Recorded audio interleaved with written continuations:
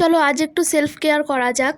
আসলে কি বলতো, আমরা মেয়েরা এরকম হয়ে গেছি দিনকে দিন যে সবার কথা ভাবতে ভাবতে না নিজের কথা ভাবার সময়টুকু বের করতে পারি না। সারাদিন অন্যরা কিসে ভালো থাকবে, কি খেলে তাদের ভালো লাগবে, সেটাই সারাক্ষণ আমরা ভাবতে থাকি। তো আমি মনে করি নিজের কথাও একটু ভাবা উচিত। তাই আজকে একটু স্কিন কেয়ার করছি। আমি মাঝে মধ্যেই নিজেকে একটু প্যাম্পার করি, যাতে নিজে হ্যাপি থাকতে পারি। মোস্ট ইম্পর্ট্যান্ট লাইফে নিজেকে হ্যাপি রাখা।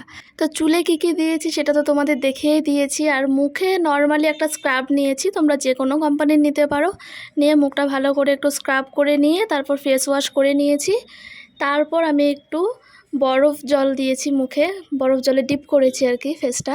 এটা আমি সপ্তাহে 2বার থেকে 3বার করে থাকি। খুবই রিল্যাক্স লাগে এটা করার পর।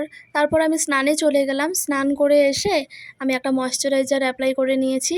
আর তারপরেই দেখতেই পাচ্ছ আমার স্কিনটা সত্যিই খুবই সফট লাগছিল।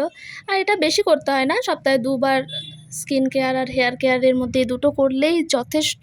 ভিডিওটা যদি তোমাদের হেল্পফুল মনে হয় তাহলে একটা লাইক করে দিও।